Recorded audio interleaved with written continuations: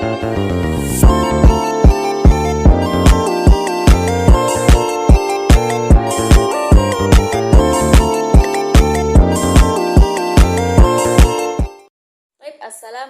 warahmatullahi wabarakatuh. Perkenalkan, nama saya Nabila Suwana dengan NIM 2214020063, Prodi Pendidikan Bahasa Arab, kelas B, Fakultas Tarbiyah dan Keguruan, Universitas Islam Negeri Imam Bonjol, Padang. Video ini saya buat untuk memenuhi tugas mata kuliah Hadis Tarbawi dengan dosen pengampu Dr. Zulheldi MAG. Alhamdulillahirabbil alamin. Wassalatu wassalamu ala asrofil anbiya wal mursalin wa ala alihi wa sahbihi rasulillah ya jama'in.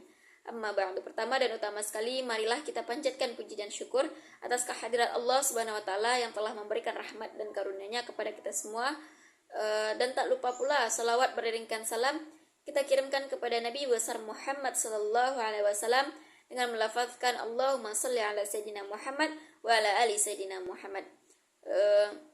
Langsung saja kita masuk pada hadis yang ke-13 ini tentang haramnya, tidaklah halal bagi seorang muslim bahwa dia menjauhi saudaranya lebih di atas 3 malam atau 3 hari. Dan adapun bunyi hadisnya adalah sebagai berikut. Haditsu Abi Ayyub Al-Ansari radhiyallahu anhu anna Rasulullah sallallahu alaihi wasallam qala la yuhillu li muslimin an yajharu akhahu fawqa thalathi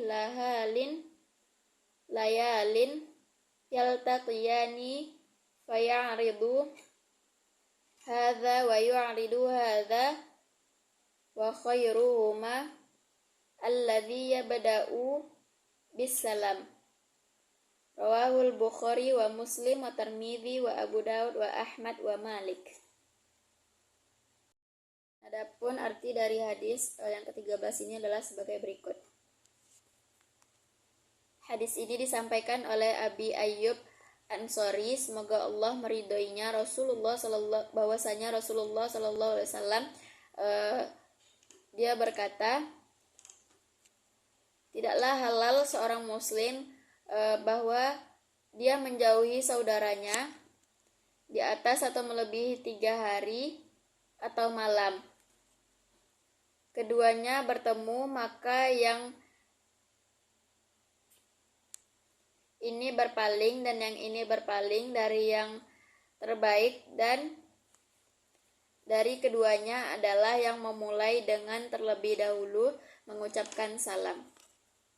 Adapun penggalan dari hadis tersebut adalah sebagai berikut.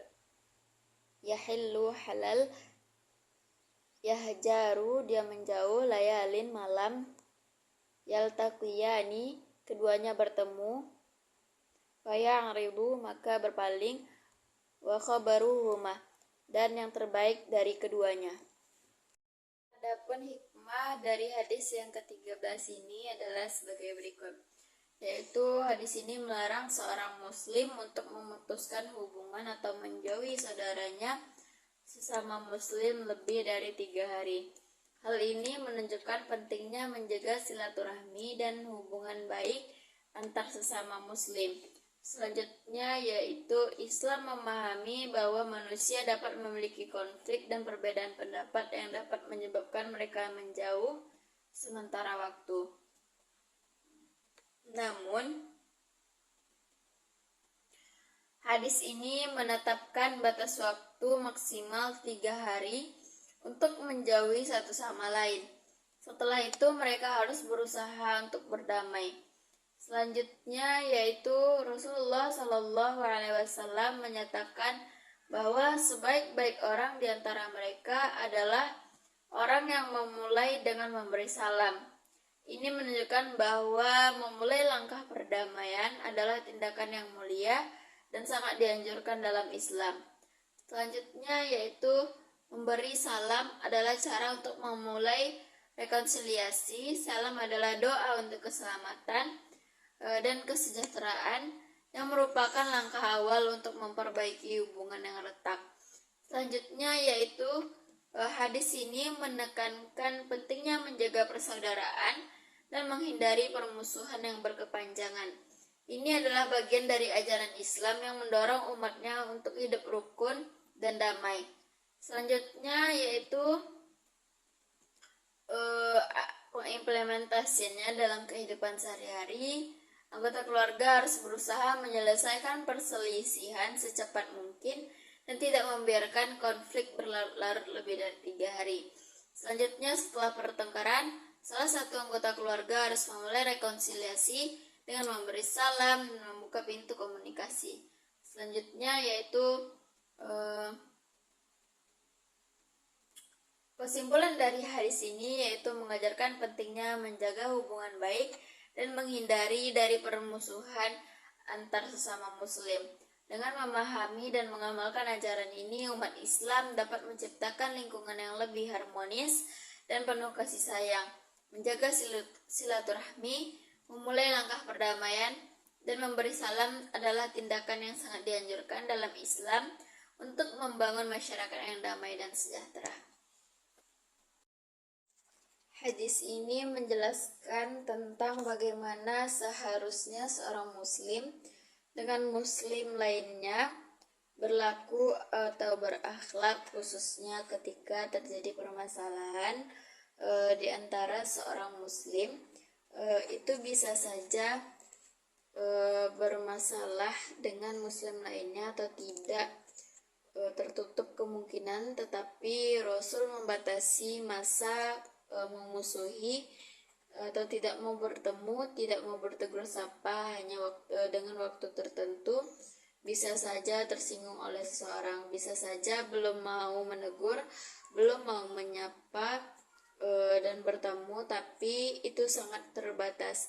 Dalam hadis ini disebutkan bahwa tidak halal bagi seorang muslim yang menjauh dengan muslim lainnya di atas 3 hari 2 malam. Jadi maksimal tidak bertegur sapa itu hanya 3 hari 3 malam. Dalam waktu itu mereka boleh saling berdiam ketika keduanya bertemu, berpaling yang ini dengan yang lainnya juga berpaling. Setelah itu menjadi haram atau berdosa, dan yang terbaik dari keduanya, dari mereka yang tidak bertegur sapa berselisih itu adalah yang memulai lebih dulu mengucapkan salam. Bagaimana kalau tidak sampai 3 hari, itu lebih baik lagi. Kitanya sebentar diam-diamnya kemudian langsung baikan. Jadi hadis ini menegaskan bagaimana etikanya, akhlaknya, caranya seorang muslim menghadapi keadaan di mana bermasalah dengan muslim lainnya. Adapun kaitan hadis ini dengan pendidikan, yaitu materi pendidikan, dalam hadis ini disebutkan tentang materi akidah akhlak. Hadis ini mengajarkan bagaimana akhlak seorang muslim terhadap muslim lainnya. Jadi hadis ini mengajarkan tentang metode menghadapi persoalan,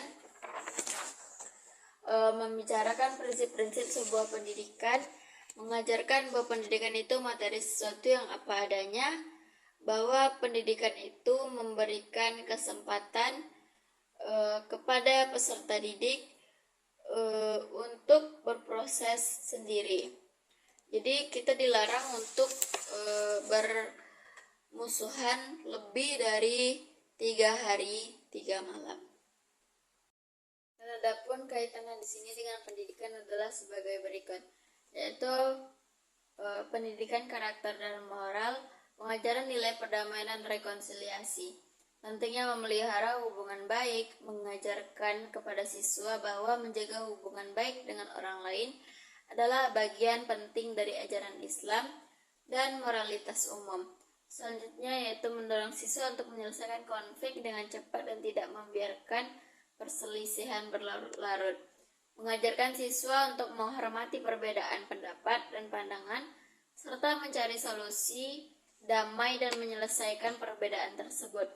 Selanjutnya yaitu mendorong siswa untuk memaafkan kesalahan orang lain dan melupakan perselisihan kecil. Yang kedua yaitu pendidikan sosial dan emosional, mengajarkan siswa keterampilan komunikasi yang baik dan mengatasi menyelesaikan konflik secara efektif. membantu siswa mengembangkan empati dan pengertian terhadap perasaan orang lain yang penting dalam menjaga hubungan baik. Selanjutnya yaitu mengimplementasikan program-program yang mencegah dan menangani bullying dengan menekankan pentingnya menjaga hubungan baik dan menyelesaikan perselisihan dengan cepat. Selanjutnya, membentuk kelompok diskusi atau tim mediasi yang dapat membantu menyelesaikan konflik antar siswa. Selanjutnya, membiasakan siswa untuk saling memberi salam setiap hari sebagai bentuk penghormatan dan cara memelihara hubungan baik. Guru harus menjadi teladan dalam menyelesaikan konflik dengan damai dan memulai rekonsiliasi. Mengadakan kegiatan sosial yang melibatkan kerjasama antar siswa yang dapat mempererat hubungan dan mengurangi konflik. Selanjutnya yaitu melakukan simulasi untuk permainan dan peran di mana siswa dapat mempraktikkan cara menyelesaikan konflik dan memberi salam untuk memulai perdamaian. Menghubungkan hadis tentang tidaklah halal bagi seorang muslim untuk menjauhi saudaranya lebih dari 3 hari dengan pendidikan membentuk siswa yang tidak hanya cerdas secara intelektual tetapi juga berkarakter mulia. Dengan mengajarkan nilai-nilai perdamaian, rekonsiliasi, dan menjaga hubungan baik, kita dapat menciptakan lingkungan sekolah yang harmonis dan mendukung perkembangan sosial dan emosional siswa. Implementasi nilai-nilai ini akan menghasilkan individu-individu yang mampu hidup rukun dan damai, baik di sekolah maupun dalam kehidupan sehari-hari. Dan adapun cara pengimplementasiannya dengan pendidikan adalah sisipkan pelajaran tentang pentingnya menjaga hubungan baik dan menyelesaikan konflik dengan damai dalam kurikulum pendidikan karakter. Adakan diskusi kelompok tentang nilai-nilai tersebut. Gunakan cerita atau kisah inspiratif tentang pentingnya perdamaian dan persahabatan untuk mengilustrasikan nilai-nilai tersebut kepada siswa. Selanjutnya yaitu selenggarakan kegiatan kelompok yang mendorong kerjasama komunikasi dan empati antar siswa, seperti permainan peran atau proyek kolaboratif. Tawarkan layanan bimbingan konseling bagi siswa yang mengalami konflik atau kesulitan dalam berinteraksi sosial. Selanjutnya yaitu buat kebijakan di sekolah yang mewajibkan siswa untuk memberi salam dan bertegur sapa dengan baik setiap hari sebagai bentuk penghormatan dan menjaga hubungan baik. Selanjutnya yaitu ada bentuk tim mediasi siswa yang terlatih untuk membantu menyelesaikan konflik antar sesama siswa dengan cara yang damai dan adil. Adakan seminar dan workshop bagi orang tua tentang pentingnya pendidikan karakter dan bagaimana mereka dapat mendukung pembentukan karakter positif anak-anak mereka. Kerjasama dengan organisasi komunitas untuk menyelesaikan program-program sosial dan pendidikan yang memperkuat nilai-nilai perdamaian dan persaudaraan.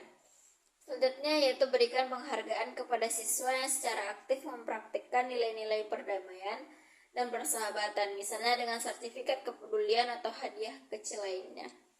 Selanjutnya jika diperlukan, berikan sanksi edukatif kepada siswa yang melanggar aturan atau terlibat dalam konflik, seperti kelas tambahan tentang penyelesaian konflik atau tugas-tugas yang memperkuat kerjasama.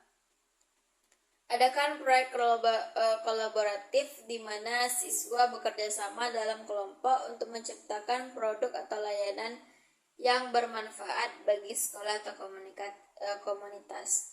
Selenggarakan kelas konseling yang membahas pentingnya komunikasi yang efektif, resolusi konflik, dan memperkuat hubungan sosial. Implementasi nilai-nilai dalam hadis ini memerlukan pendekatan holistik yang melibatkan berbagai aspek pendidikan, mulai dari kurikulum formal hingga kegiatan ekstrakurikuler dan pembiasaan harian, dengan menciptakan lingkungan sekolah yang mendukung dan mendorong nilai-nilai perdamaian, persaudaraan, dan komunikasi yang efektif. Kita dapat membentuk siswa yang tidak hanya cerdas secara akademis, tetapi juga memiliki karakter yang kuat dan mampu berkontribusi positif dalam masyarakat. Mungkin hanya sekian yang dapat saya sampaikan. Apabila ada kurang dan lebih, saya mohon maaf. Wabillahi taufiq wal hidayah. Wassalamualaikum warahmatullahi wabarakatuh.